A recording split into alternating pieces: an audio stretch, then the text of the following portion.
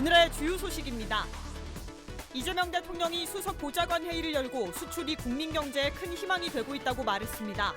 아울러 수출 1조 달러 시대 기반을 마련하기 위해 민관 협력체계 구축을 강조했습니다. 올해 수능이 지난해보다 매우 어려웠던 것으로 나타났습니다. 전체 만점자는 5명뿐이었는데 지난해 절반도 안 됩니다. 국세청이 서울 강남 4구와 마포, 용산, 성동군의 고가 아파트 증여 거래에 대한 검증에 나섭니다. 세금 탈루 여부를 집중적으로 들여다볼 계획입니다. 미 상무부가 한국 자동차 관세를 15%로 인하하는 내용을 연방 관보에 게재했습니다. 한미 양국의 합의에 따라 11월 1일 기준으로 소급해 적용합니다. 여러분 안녕하십니까? 대통령실 브리핑 현장으로 연결합니다. 제17차 수석 보좌관 회의 관련해서 브리핑하겠습니다. 강유정 대변인입니다. 오늘 오후에 있었던 대통령 주재 제17차 수석 보좌관 회의는 빛의 혁명 1주년을 맞아서 국민주권정부의 K민주주의 구현 방안에 대한 발제와 토론으로 진행됐습니다.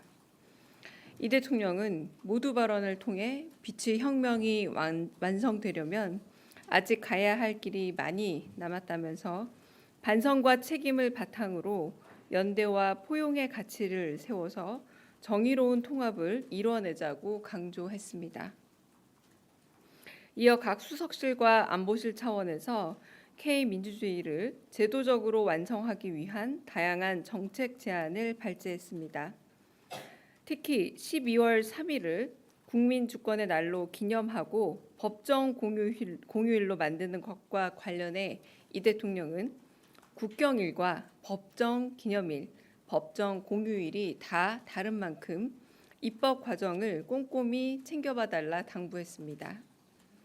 또한 여론조사를 실시해 국민 의견을 충분히 수렴하고 국민주권의 날보다 더 좋은 명칭이 있는지도 대국민 공모를 통해 찾아보자고 지시했습니다. 경제 분야에서는 국민들의 의사를 재정 활동에 실질적으로 반영하는 재정 민주주의에 대한 논의가 이루어졌습니다. 이 대통령은 지방정부의 자율성을 높이려면 시민의 입장에서 정부 예산이나 세부 지출 내역을 쉽게 찾아볼 수 있어야 한다면서 적절한 방안을 강구해달라 지시했습니다. 경제 민주화와 동반 성장과 관련해 이 대통령은 절실한 을들의 단결을 담합과 구분해야 한다면서 정보 비대칭 문제를 해결하는 게 좋겠다 제안했습니다.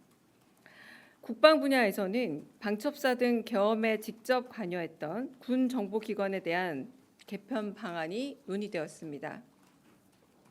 이 대통령은 제도 개혁 방안을 연구할 때 이를 악용하거나 이 제도 변화가 가져올 부작용도 미리 염두에 달라 당부했습니다. 끝으로 혐오 발언과 관련해서는 개인이 아닌 집단에 대한 명예훼손 등 최근 국회에서 진행 중인 입법 과정을 잘 살펴봐달라면서 허위사실 유포를 포함해 모욕적이고 폭력적인 언행을 막을 수 있게 해야 한다 강조했습니다. 이상입니다. 수석 보좌관 회의 관련 대통령실 브리핑 듣고 오셨는데요. 이어지는 뉴스에서 관련 소식 전해드립니다. 첫 소식입니다. 이재명 대통령이 수석 보좌관 회의를 열어 지난달 수출이 큰 폭으로 증가해 국민 경제에 큰 희망이 되고 있다고 말했습니다. 이 대통령은 수출 1조 달러 시대 기반을 마련하기 위해 민관의 견고한 협력체계 구축을 당부했는데요. 자세한 소식 이혜진 기자가 전해드립니다. 제17차 수석 보좌관 회의를 주재한 이재명 대통령은 어려운 대외 환경 속에서도 수출이 국민 경제에 큰 희망이 되고 있다고 말했습니다. 실제 지난달 수출은 지난해 같은 기간보다 8.4% 증가한 610억 4천만 달러로 역대 11월 중 최대 실적을 기록했습니다. 반도체 호황에 힘입어 6개월 연속 증가세를 이어가면서 올해 수출 목표치인 7천억 달러 달성에도 청시도가 켜졌습니다. 사상 최초로 연간 수출 7천억 달러 돌파가 가시권에 들어왔습니다. 보호무역주의의 파고에 굴하지 않고 제품 개발과 시장 개척에 힘을 모은 우리 기업들과 노동자, 그리고 이를 뒷받침하는 공직자들의 노고 덕분입니다.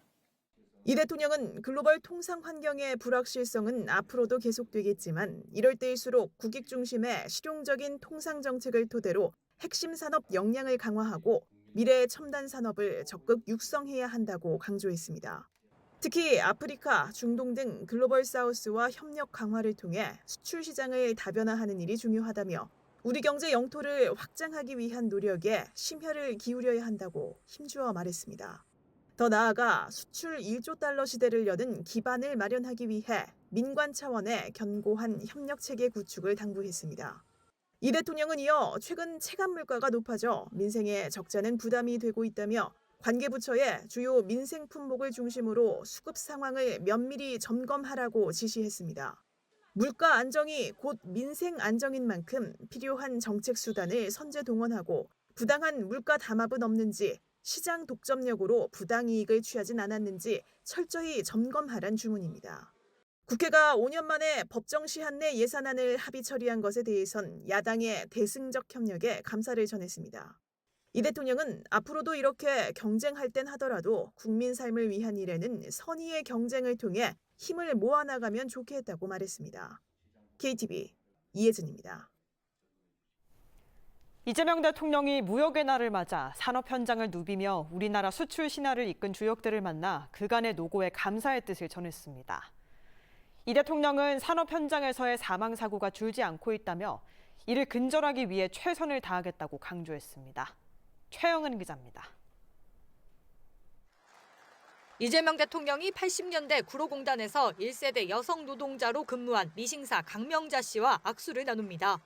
파독광부로 기술력을 전수한 심국수 씨와 방산제품 국산화를 주도한 재료명장 김기아 씨 등 우리나라 수출 신화를 이끈 주역들이 이 대통령의 초청으로 한자리에 모였습니다. 이 대통령은 해외 순방을 다녀보면 대한민국 위상이 생각 이상으로 높다며 국민들이 산업 현장에서 열심히 일한 덕이라고 말했습니다. 특히 노동자뿐 아니라 기업인들의 치열함이 축적돼 지금의 대한민국이 있다며 국민을 대표해 감사하다고 밝혔습니다. 이 나라를 위대하게 만든 영웅들이죠. 정말 이 나라의 미래는 또 어떻게 흘러갈지 아무도 모르긴 하지만 그러나 그 중심에는 명확하게 우리 국민들의 노력이 자리 잡지 않을 수가 없습니다. 그 중심에 여러분을 포함한 대한민국의 위대한 노동자들, 산업 여군들이 있다. 이 대통령은 그러면서 노동자들의 피땀으로 이 자리에 왔지만 산업재해는 근절되지 않고 있다고 설명했습니다. 압박과 수사를 하고 야단도 쳐봤지만 여전히 산재 사망자가 줄지 않는다면서 안타까움을 나타냈습니다.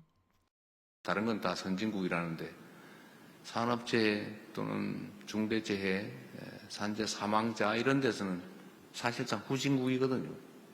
이제 앞으로 갈 길은 조금은 더 선진화돼야 되겠다. 그런 생각이 들어요.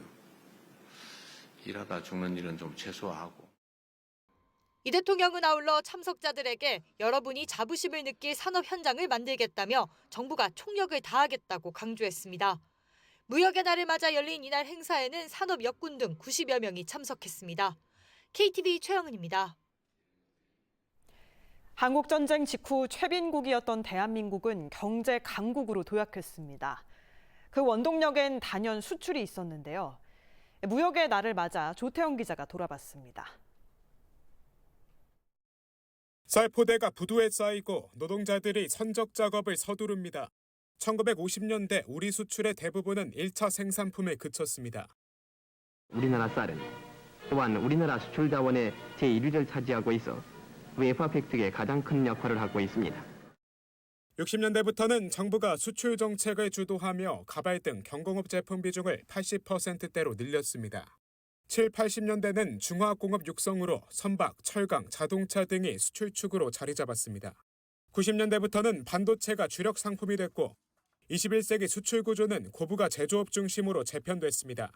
1964년 1억 달러, 1970년 10억 달러에 불과했던 우리나라 수출은 1977년 100억 달러, 1995년 1000억 달러, 2011년 5천억 달러를 돌파했습니다.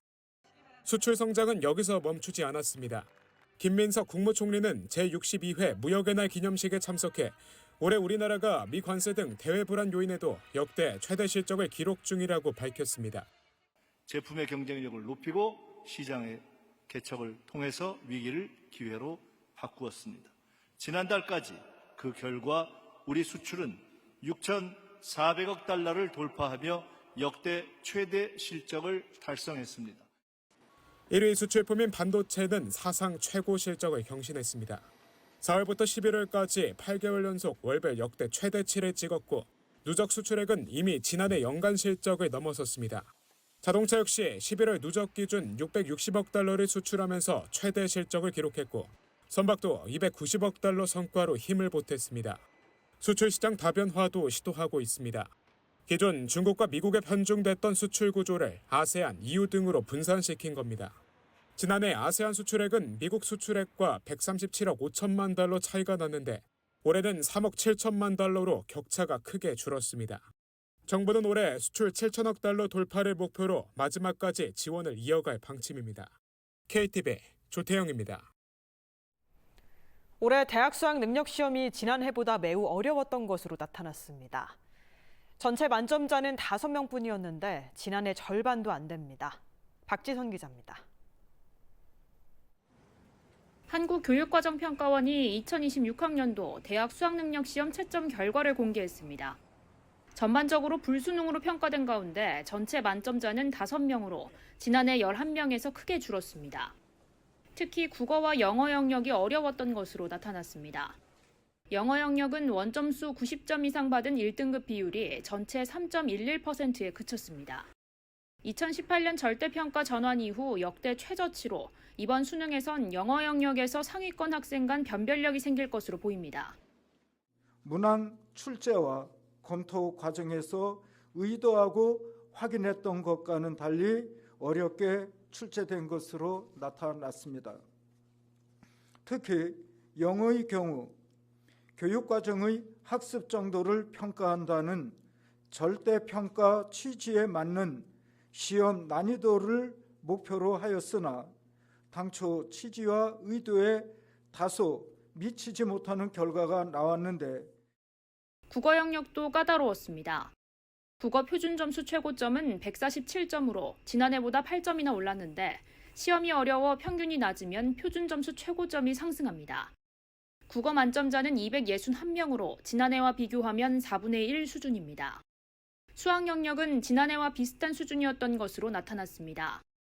표준 점수 최고점이 139점으로 지난해보다 1점 낮았습니다. 탐구 영역도 지난해와 비슷한 수준을 유지한 것으로 평가됐습니다. 선택 과목 간 난도 격차에 따른 유불리도 완화됐습니다. 과목별 표준 점수 최고점 격차는 사회탐구, 과학탐구 모두 6점으로 지난해보다 줄었습니다. 다만 자연계열 수험생들이 상대적으로 학습 부담이 덜한 사회탐구 과목을 선택하는 현상, 이른바 사탐론 현상이 변수가 될 전망입니다. 올해 탐구 영역 지원자 가운데 사회 과목을 1개 이상 선택한 학생은 77%로 지난해보다 15%포인트 넘게 늘었습니다. 이번 수능 개인별 성적표는 오는 5일 통지됩니다. KTV 박지선입니다. 국세청이 서울 강남 4구와 마포, 용산, 성동군의 고가 아파트 증여 거래에 대한 검증에 나섭니다.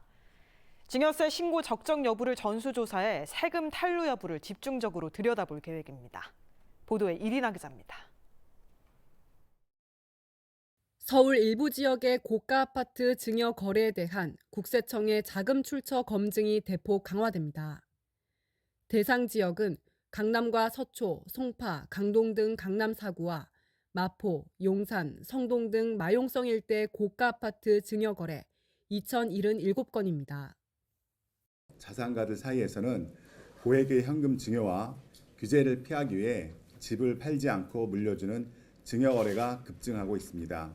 특히 미성년자가 증여받은 아파트의 절반 이상이 강남 4구와 마용성 등 가격 상승 선두 지역에 집중되어 있습니다. 국세청은 이른바 똘똘한 한 채를 증여받고도 시세보다 낮은 가격으로 신고하거나 매매 거래 위장, 저가 양도 등 변칙 증여 여부 등을 빈틈없이 조사할 방침입니다. 특히 임대 보증금이나 대출금 등 채무를 함께 넘기는 방식의 부담부 증여로 신고한 경우 부모로부터 증여받은 자녀가 담보대출금과 전세금을 실제 상환하고 있는지 들여다볼 것이라고 강조했습니다. 이와 함께 채무를 상환하더라도 부모로부터 생활비를 별도 지원받고 있는 것은 아닌지 면밀히 점검해 탄로된 세금을 추징하기로 했습니다. 자녀에게 아파트를 증여한 부모의 재산 형성 과정도 검증 대상에 오릅니다. 증여자의 아파트 구입 자금에 사업소득 탄로 등이 확인되면 관련 사업체까지 조사 범위를 확대합니다. 또 국세청의 감정평가 기준에 벗어나기 위해 쪼개기 증여나 법인을 이용해 우회 증여한 사례에 대해서도 정밀 검증에 들어갑니다. 자금 조달 능력이 없는 미성년 자녀에게 부동산 증여로 발생하는 각종 세금을 부모가 대신 납부한 정황도 조사합니다. 종합부동산세, 재산세 등 부동산 보유 시 발생하는 부대 비용까지 부모, 조부모 찬스로 해결하며 정당한 세부담 없이 부를 축적하는 행위를 모두 찾아내 빈틈없이 과세하겠습니다. 국세청은 최근 급증하는 고가 아파트 증여 거래에 대한 조사를 일회성에 그치지 않고 부동산 시장이 안정화될 때까지 이어나갈 것이라고 밝혔습니다. KTV 이린아입니다. 미국 상무부가 한국 자동차 관세를 15%로 인하하는 내용을 연방 관보에 게재했습니다. 한미 양국의 합의에 따라 11월 1일 기준으로 소급해 적용합니다. 문기혁 기자입니다. 한미 정상은 지난 10월 29일 경주에서 만나 한국의 3,500억 달러 대미 투자 구체적인 방안에 합의하고 미국은 한국산 자동차 등의 관세를 인하하기로 했습니다. 구체적인 내용은 한미 정상회담 공동 설명 자료인 조인트 팩트시트에 담아 발표했습니다. 우리 경제와 안보의 최대 변수 가운데 하나였던 한미 무역 통상 협상 및 안보 협의가 최종적으로 타결됐습니다. 미국 상무부와 무역 대표부가 한국에 대한 관세 인하 내용을 연방 관보에 게재했습니다. 관보에 따르면 우리의 최대 대미 수출 품목인 자동차와 자동차 부품 관세는 11월 1일자로 소급해 기존 25%에서 15%로 인하합니다. 목재 제품과 항공기 관세 인하는 11월 14일자로 소급해 적용합니다. 목재 제품은 최대 15%로 조정하고 항공기와 항공기 부품은 상호 관세와 철강, 알루미늄, 구리에 대한 관세 철폐로 한미 FTA를 충족할 경우 무관세를 적용합니다.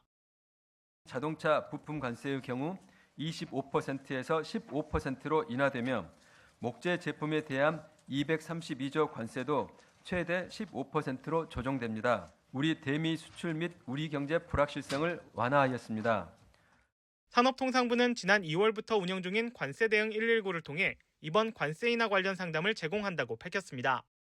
아울러 수출 과정에서 발생하는 기업들의 통관 등 애로 해소를 위해 관세 대응 컨설팅과 관세 바우처 제도 등을 적극 지원하겠다고 설명했습니다. KTV 문기혁입니다.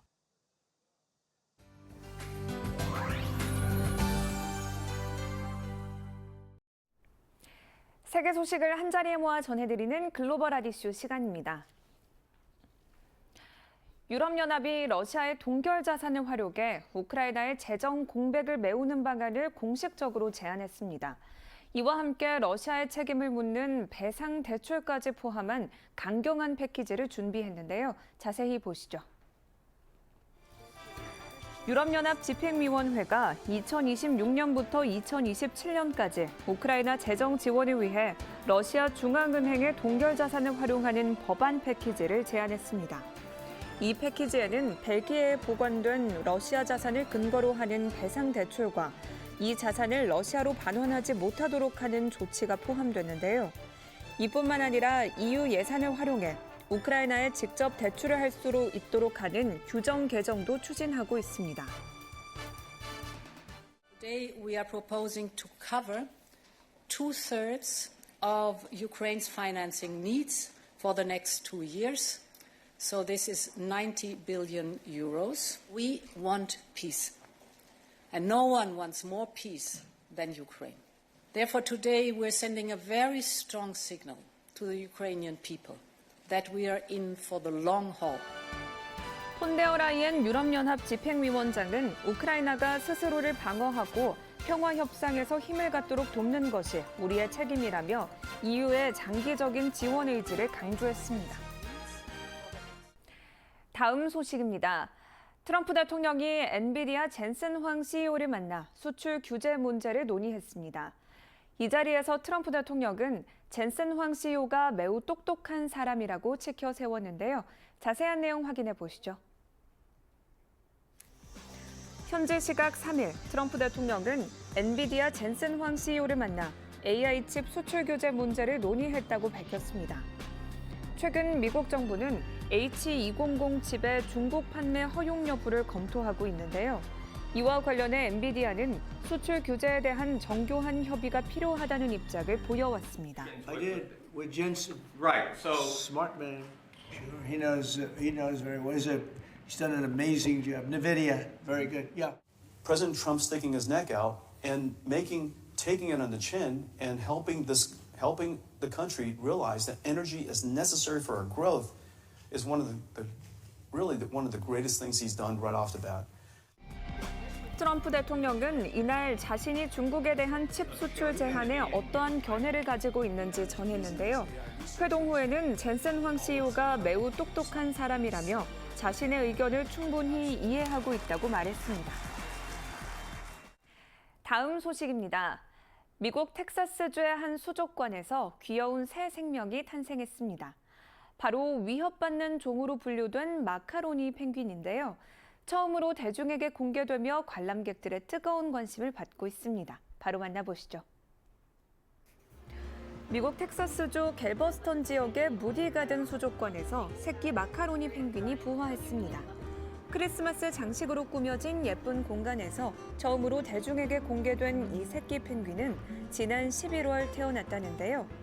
당시에는 90g에 불과했지만 현재는 벌써 1.25kg으로 14배 이상 성장했습니다. 아직 방수 깃털이 나지 않은 이 펭귄은 성별도 채 확인되지 않았다고 하는데요.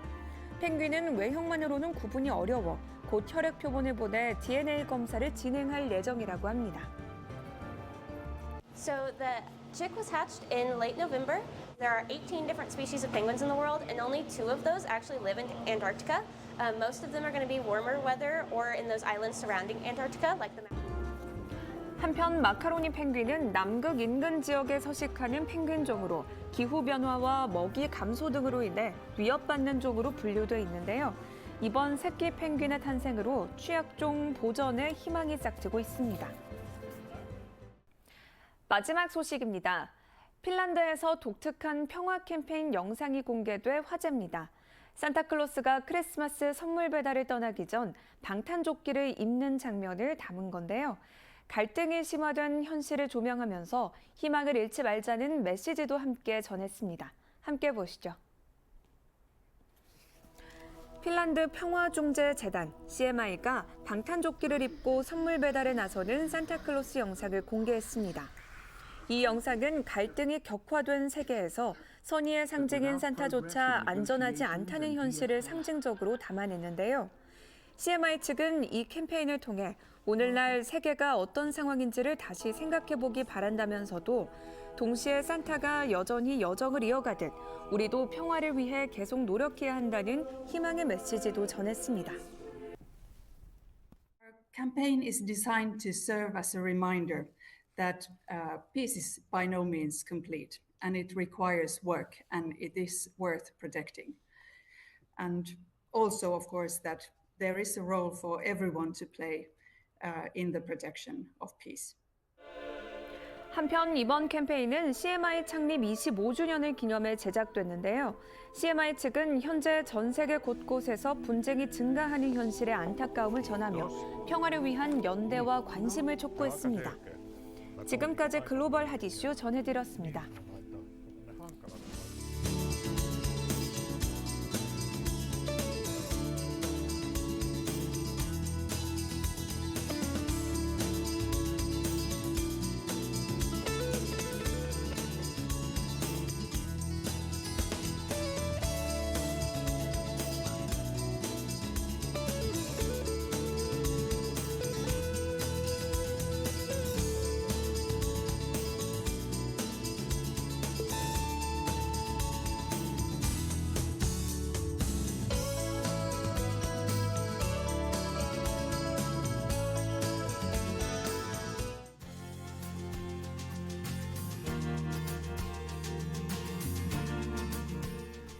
이재명 대통령이 취임 6개월을 맞이했습니다.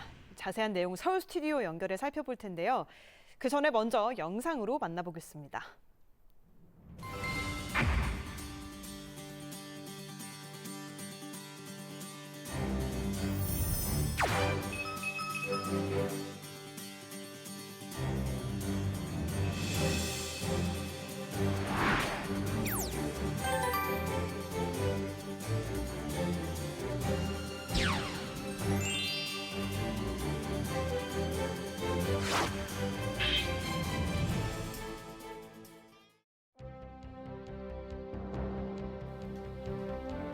혼란한 전국에서 임기를 시작한 이재명 대통령이 취임 6개월을 맞이했습니다.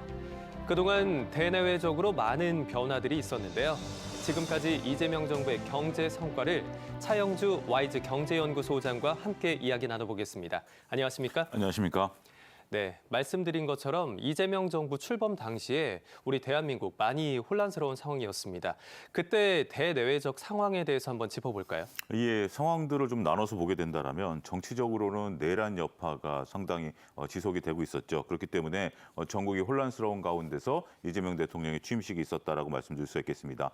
따라서 이러한 혼란스러운 상황을 극복하기 위한 국민 통합 방안이 필요했다라고 말씀드릴 수가 있겠고요. 네. 또 경제적으로 보면 내수가 상당히 좀 부진한 상태에서 다양한 경제 과제들을 안고 있었습니다. 다양한 경제 과제들이라는 것은 대외적인 부분들도 있는데요. 대외적인 부분들로서는 우리가 계엄 여파로 인해서 전체적인 국격이 실추된 그런 모습들이 있어서 이것을 회복하는 것이 급선무였고요. 가장 중요한 것은 트럼프 대통령의 관세 정책 이런 부분들이 있었기 때문에 이것을 성공적으로 마무리하는 당시만 하더라도 굉장히 쫓기듯이 협상을 해야 되는 거 아닌가라는 부분들이 있었는데 이런 부분들 여기에 더해서 앞서 언급드렸던 정치적인 국민 통합까지 필요한 부분들이 있으면서 전체적으로 혼란스러운 가운데 취임식이 이루어졌다라고 설명을 드릴 수가 있겠습니다. 네, 이렇게 여러 가지 복잡한 상황 속에서 이재명 정부가 출범을 했는데요. 지난 6개월을 되짚어 봤을 때 경제적 성과들을 우선적으로 한번 보자면 그중에 대표적인 것 하나가 바로 민생 경제를 회복시키기 위한 소비 쿠폰이 아니었나 싶습니다.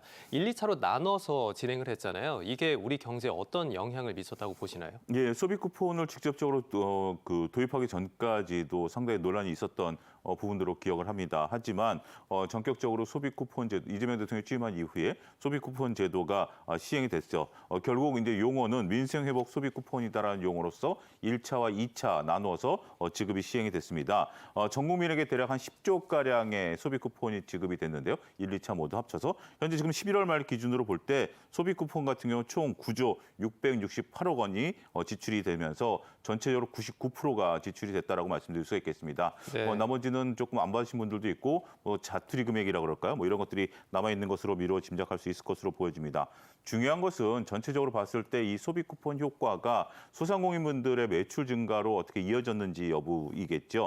이런 부분들을 놓고 본다면 1차 지급했을 때 전년 동기 대비 4주간 약 6.4% 매출이 증가했고요. 그다음에 2차 지급을 했을 때는 4주간 매출이 약 3.1% 증가하면서 소비 쿠폰 효과가 전년 동기 대비해서는 뚜렷하게 나타났다 이렇게 설명을 드릴 수가 있겠습니다. 네, 설명을 해주셨지만 저도 민생회복 소비 쿠폰 굉장히 잘 사용을 했고 또 저희 부모님뿐만 아니라 지역 주변 사람들도 다 굉장히 유용하게 생활 속에서 유용하게 활용을 했다라는 이야기를 했거든요. 아마도 지역 상권들도 많이 활성화되지 않았을까 싶습니다. 자, 그런데 이뿐만 아니라 또 정부의 AI 정책이 반도체 훈풍과 맞물리면서 투자 심리를 자극한 게 아닌가 이 부분도 좀 짚어보면 좋을 것 같은데요. 이 반도체 수요가 증가하는 것이 우리 경제에는 또 어떤 영향을 미쳤을까요? 우리가 이제 앞서도 경제가 조금 주춤한 부분들이 있었는데요. 어떻게 보면 다행스럽게도 그 글로벌 시장에서 AI에 대한 인공지능에 대한 훈풍이 돌았었죠. 그 인공지능과 관련해서 우리나라 그 양대 기업인 삼성전자와 하이닉스가 사상 최대 매출을 일으키면서 주가 또한 신고가를 달성하는 기염을 토했습니다. 그러다 보니까 주가 수준도 4,000포인트를 돌파하는 이러한 역동력이 됐다라고 말씀을 좀 드릴 수가 있겠습니다. 네. 반도체 수요가 급증하면서 두 기업의 매출과 영업이익이 증가하다 보니까 우리나라 GDP, 국내 총생산 성장률도 증가 증가했다라고 설명을 드릴 수가 있겠습니다. 3분기 GDP가 15년 만에 최대치로 나타났습니다. 이때 당시만 하더라도 삼성전자의 영업이익이 10조를 돌파했고 하이닉스도 마찬가지였기 때문에 이런 부분들에 따른 여파가 있었다라고 말씀드릴 수 있겠죠. 11월 달에 반도체 부분의 성장세도 전년 동기 대비해서 38.6%나 증가하는 모습을 나타냈고 반도체 수출 또한 사상 최고치를 기록하고 있고 이 추세는 당분간 계속해서 이어질 가능성이 있다라고 현재 지금 경제 전문가들은 보고 있다라고 말씀드릴 수 있겠습니다. 수출 주도형 경제를 나타내고 있는 우리나라 입장에서는 반도체 경제, 글로벌 반도체 경제가 살아 있음으로써 이러한 수출을 이끄는 견인차 역할을 통해서 우리나라 경제 활성화에도 도모할 수 있겠다라는 설명이 가능할 것 같습니다. 네, 아마 이런 영향 때문인지 우리 코스피 지수도 계속해서 고공행진을 이어가고 있는데 코스피 지수가 지금 4,000포인트를 넘어섰습니다. 네. 네, 이게 최초잖아요. 예, 그렇습니다. 코스피가 우리가 이재명 정부가 출범한 이후에 5,000포인트 시대를 열겠다라고 했을 때만 하더라도 그때 지수가 2,500-600포인트 정도였었습니다. 2배 가까이 코스피 지수가 올라가는 것이 과연 가능하겠는가? 특히 우리가 이제 앞서 언급드렸다시피 이재명 정부가 출범하기 직전에 비상계엄이 선포된 이후에 코스피가 2,200선까지 하락하면서 그 전 세계에서 가장 상승률이 저조한 그런 모습들을 보이긴 했었습니다.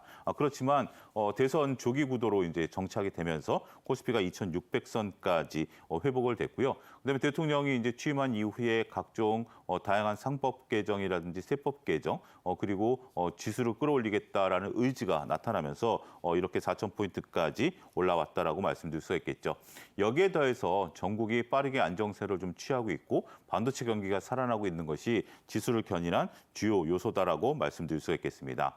그런데 앞으로 향후에 이제 코스피 지수가 어떻게 될 것이냐라는 전망들을 놓고 본다라면 많은 분들이 단기 반등은 아닐 것이다라고 얘기를 하고 있습니다. 네. 상승장 초입이다라는 어떤 분석들이 나타나고 있는 부분들이 있기 때문에 정부의 개입과 추진력에 맞물리면서 상승세가 당분간 이어질 가능성이 있다라고 말씀드릴 수가 있겠습니다. 네.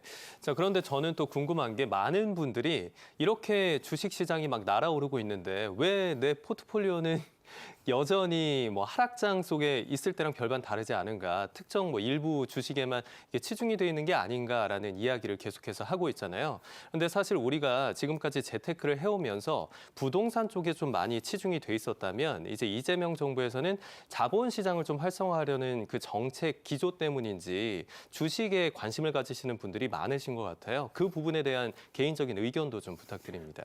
부동산과 주식시장에 있어서의 관계는 그렇게 상관성이 그렇게 크지는 않습니다. 이론적으로 볼 때는 부동산 시장을 전체적으로 우리가 조정을 받게 되면 그 돈 자체가 그 자산 시장, 특히 이제 주식 시장으로 오지 않을까라는 부분들도 있을 텐데요. 일단 부동산 시장은 현재로서는 정부가 억제하려고 하는 이유 중에 하나가 결국 자산 전체적인 포트폴리오를 다변화하는 그런 목적도 있다라고 말씀드릴 수가 있겠습니다. 처음에 언급하셨다시피 많은 분들이, 그러니까 일부 분들이 어떻게 보면 주식 시장에서 투자를 하고 있음에도 소외를 받았다라고 느끼시는 중요한 요인 중에 하나가 네. 현재 지금 주식 시장을 이끄는 주체는 외국인과 기관 투자자들이고요.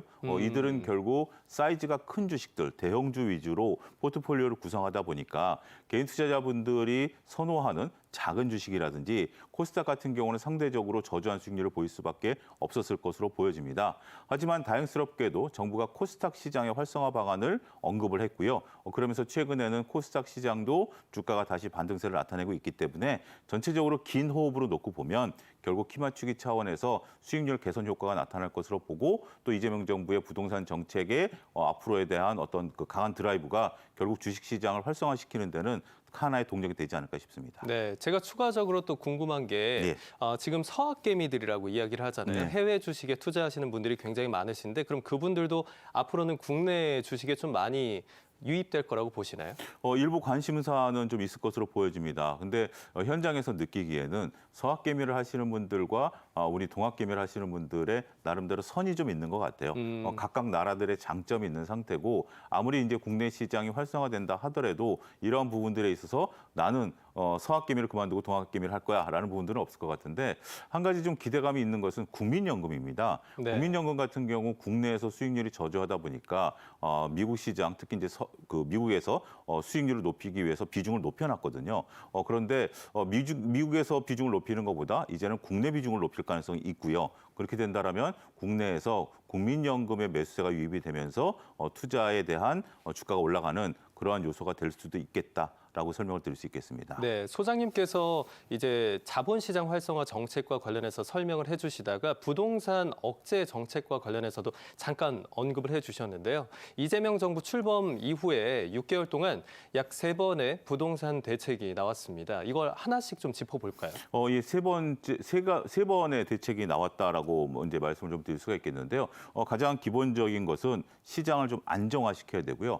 또 부동산 시장에서 일부 보이는 불법을 이제 잡겠다 이런 것들이 가장 크지 않을까 싶습니다. 첫 번째 6.27 대책 같은 경우는 수도권 주택담보 한도를 6억 원으로 규제를 했습니다. 처음에 이 얘기가 나왔을 때만 하더라도 굉장히 크게 다가왔었던 그런 기억이 나는데요. 네. 그다음에 이제 9.7 대책으로 놓고 본다라면 이제 공급을 확대하는 거였습니다. 2030년까지 수도권에 135만 가구를 공급하겠다라는 것이 두 번째 정책이었고요.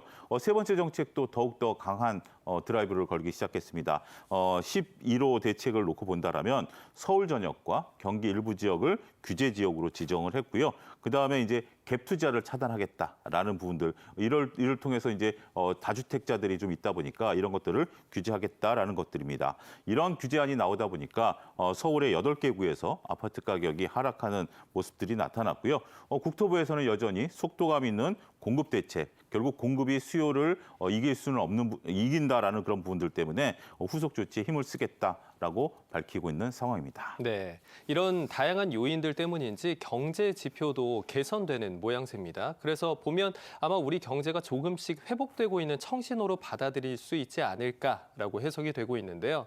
앞으로의 경제 성장률 전망치 어떻게 예측해 볼 수 있을까요? 올해 원래 IMF에서 우리나라 경제 성장률을 0.8% 성장하는 걸로 봤습니다. 한국은행도 마찬가지고요. 네. 그런데 지금 결과값을 들여다보니까 올해 경제 성장률이 최종적으로는 1% 수준까지 성장할 가능성이 높지 않겠는가. 이제 얼마 안 남지 않았습니까? 그러니까 원래 예측치보다도 더 성장할 것으로 보고 있습니다. 안타깝게도 지난 1분기 때 우리가 경제 성장률이 0.2% 역성장을 했었습니다. 마이너스였죠? 예, 마이너스 0.2% 이제 성장률을 나타내면서 그때 당시에 이제 개업 이후에 혼란스러운 전국이었었는데요. 그렇지만 빠르게 회복이 되면서 마이너스 0.2에서 1까지 한다라면 1.2%가 성장한 거죠. 그 0.7에서 0.3%포인트 더 성장한 모습들을 좀 보이고 있기 때문에 특히 이제 3분기 때 실질적으로 GDP 성장률이 1.3% 증가한 것으로 집계가 나타나고 있습니다. 상당히 그 2021년 4분기 이후에 15분기 만에 최고치를 달성한 모습들을 보이고 있는데요.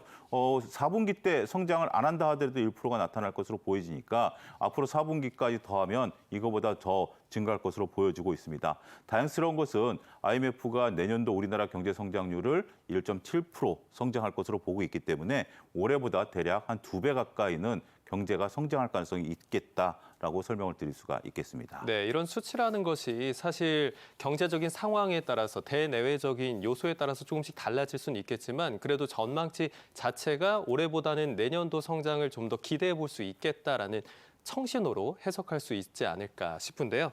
자, 이재명 대통령의 여러 가지 경제적인 정책에 따른 효과들이 하나씩 나타나고 있는 것 같은데 그중에 우리가 또 빼놓고 이야기할 수 없는 것이 한미 관세 협상 타결이 아닐까 싶습니다. 지난해 했던 그 관세 협상 과정에서 굉장히 성공적인 타결을 이끌어냈잖아요. 네, 이 취임 6개월의 핵심 성과로 꼽히기도 하는데 그 과정을 좀 하나씩 짚어볼까요? 예, 그 참 어떻게 보면 드라마틱한 결과가 나타났고 그리고 이제 많은 그 관세 협정을 맺는 국가들이 한국을 참 부러워하는 그런 모습들의 결과치가 도래된 거 아닌가 싶습니다. 네. 물론 관세 부과를 안 받았었는 것이 가장 최선의 방법이겠지만 트럼프 대통령이 25% 관세 부과를 일률적으로 글로벌리 그 대부분의 국가들에 적용한 상태였기 때문에 현재 우리가 이제 15%로 마무리했다라는 것은 상당히 의미가 있지 않을까라고 좀 말씀드릴 수 있겠습니다. 네. 굉장히 이제 신경전이 서로 간에 있었던 상황으로 우리가 알려지고 있는데요. 7월 말만 하더라도 관세를 좀 낮추면서 우리가 대미 투자 펀드를 조성하겠다라는 식으로 쉽게 타결이 되는 듯해 보였습니다. 당시만 하더라도 일본이 타결을 한 상태였기 때문에 우리도 그와 준하는 수준이 아니겠나라고 싶었었죠. 하지만 미국 측에서 상무장관이 현금을 일시불로 지급하라라고 얘기를 함으로써 그러한 부분들이 상당히 여러 요소로 작용했다라고 말씀드릴 수 있겠습니다. 에이펙 회담이 경제에서 열렸죠. 그때만 하더라도 에이펙 회담에서 실질적으로 이 효과가 협상이 타결될 것인가 아니면 에이펙 회담에서도 타결이 안 되고 넘어가는 것이냐 여러 가지 이제 설왕설래가 있었죠. 네. 다행스러운 것은 거기서 당일 아침까지 벼랑 끝 협상이 있었다라는 후문이 전해졌고요. 여기서 다행스럽게 협상이 진행이 됐다라고 말씀드릴 수가 있겠습니다. 미국 측에서 요구한 3,500억 달러에 대한 이제 지급에 관련된 부분들인데요. 우리가 처음에 요청했었던 대로 1,500억 달러에 대해서는 지급 보증한 형태로 기업과 민간이 투자를 하는 것으로 이제 나타나게 됐고요. 2,000억 달러에 대해서는 향후 10년간 200억 달러 정도씩 우리가 이제 분할 지급 특히 이제 이 주체를 누가 활용하느냐라는 부분에 있어서 미국이 주도권을 잡느냐, 우리가 주도권을 잡느냐라는 여러 얘기들이 있었습니다.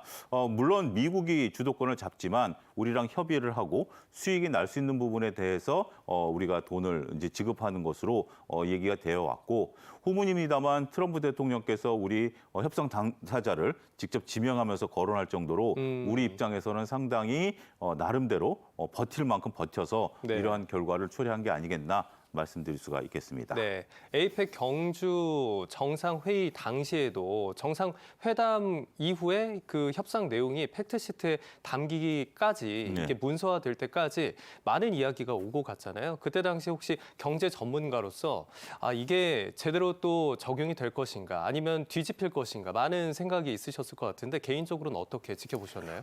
제가 이제 트럼프 대통령께서 이제 우리 에이펙 정상회담에 오셔서 연설하는 것을 거의 이제 한 50분 가까이 연설하는 걸 다 이제 들어봤습니다. 네. 그러면서 이제 관세와 관련된 얘기가 나올 것인가라고 봤는데 결국 약간의 자화자찬과 뭐 얘기들이 좀 나왔고 네. 그다음에 이제 우리가 오찬 회담장에서도 이런 얘기가 나왔다라기보다는 핵 추진 잠수함에 대한 얘기가 나옴으로써 상당히 이때 이렇게 얘기가 나오는 거면 실무진들 간의 어떤 협의라든지 이런 것들이 타결을 못 받구나.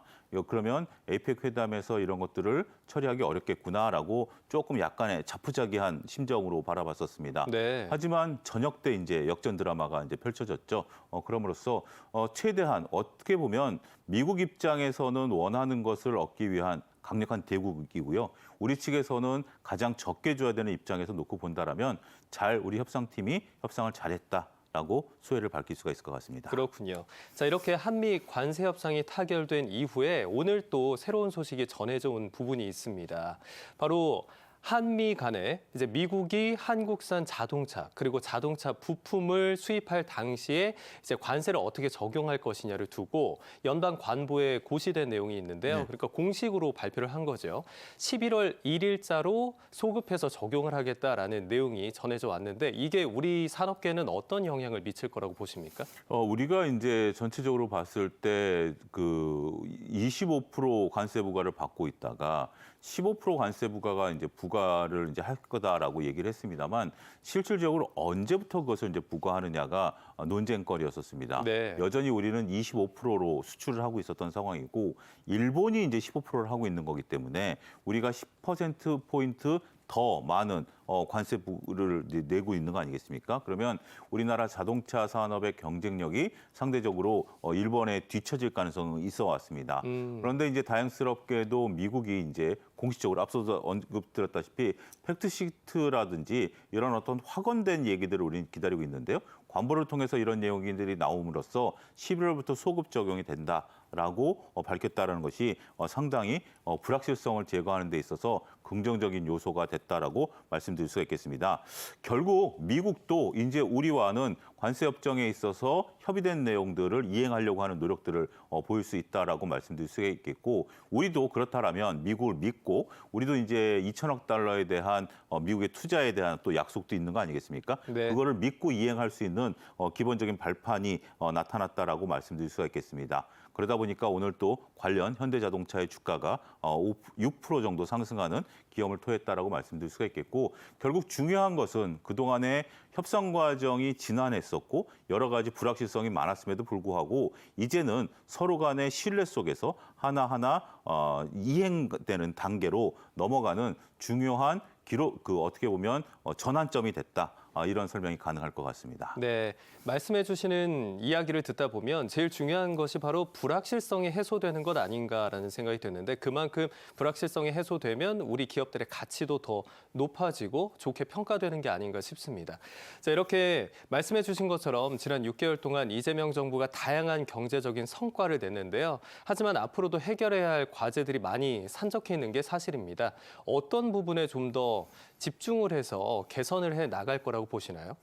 일단 지금 가장 중요한 것은 원달러 환율입니다. 원달러 환율이 지금 1,450원대 위에서 여전히 움직이다 보니까 이 또한 지금 불확실성이거든요. 네. 환율이 어떻게 움직이는지에 대한 불확실성이 높은 상황이기 때문에 이러한 것들이 수출 기업들이 대응하는 부분들, 그다음에 이제 경제에 대한 불안 요소로 작용할 수 있고, 수입 물가가 또 올라가다 보니까 또 이제 우리의 섬유 물가에 대한 부분들도 여러 부분들이 있다라고 말씀드릴 수가 있겠습니다.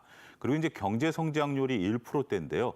얼핏 보면 우리 올해 1%, 내년 1.7%면 성장을 많이 하는 것으로 보여지지만 역대급 저성장입니다. 이러한 저성장을 어떻게 끌어올릴 수 있는 것인가가 현재 이재명 정부가 안고 있는 가장 중요한 과제가 아니겠나, 이렇게 좀 말씀드릴 수가 있겠고, 또 부동산 가격도 정부가 3차례나 대책을 내세울 정도로 상당히 지금 고공행진을 펼치고 있는 상태죠. 그렇기 때문에 이러한 부분들에 대한 집값을 어떻게 잡느냐에 대한 부분들도 이재명 정부가 떠안고 있는 숙제가 아니겠나 싶습니다. 결국은 민생이라는 것은 국민들이 체감을 해야 되는 거 아니겠습니까? 네. 그렇기 때문에 체감할 수 있는 다양한 정책들을 펼침으로써 또 우리가 1년여 전에 벌어진 내란과 관련된 국민 통합 문제도 또 떠안고 있죠. 국민 통합이 돼야 경제도 성장할 수 있다라는 측면에 있어서 다양한 노력들을 계속 경주해 주셨으면 좋겠다라고 설명드릴 수가 있겠습니다. 네, 말씀해 주신 것처럼 여러 노력과 정책들을 통해서 우리 경제가 좀 더 성장하고 발전하는 미래를 기대해 보겠습니다. 국민 통합과 경제 회복, 그리고 민생 안정까지 이재명 정부가 그려왔고 또 앞으로 나아가야 할 방향인데요. 혼란 속에서 피어난 불씨가 꺼지지 않고 더욱 커져서 대한민국을 밝힐 수 있기를 기대해 보겠습니다. 지금까지 차영주 YG경제연구소장과 함께 이야기 나눠봤습니다. 오늘 말씀 고맙습니다. 감사합니다.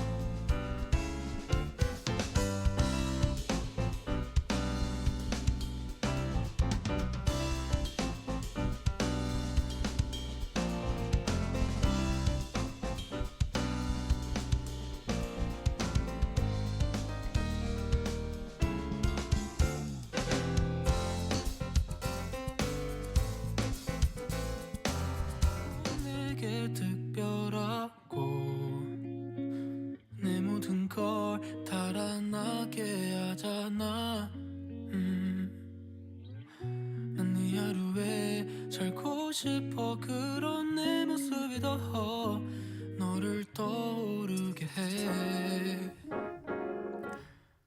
너의 곁에 있을게 너의 옆에 있을 땐 너의 생각 너의 표정도 내겐 의미가 생긴 걸 너의 밤이 돼줄게 마침 어두워질 때 너의 별이 돼줄게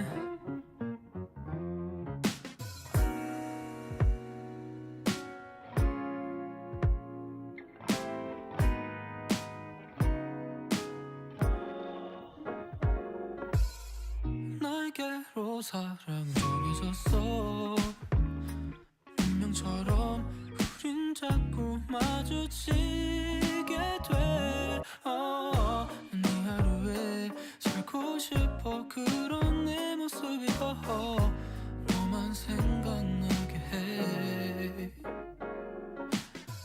너의 곁에 있을게 너의 옆에 있을 때 너의 생각 너의 표정도 내게 의미가 생긴 걸 너의 밤이 돼줄게 겨울철 미끄럼 교통사고가 1, 2월보다 12월에 가장 많이 발생한다고 하는데요. 전국 곳곳에서 눈이 간헐적으로 내린다고 하니까 빙판길 다니실 때 안전 각별히 유의하셔야겠습니다. 오늘 저희가 준비한 소식은 여기까지입니다. 시청해주신 여러분 고맙습니다.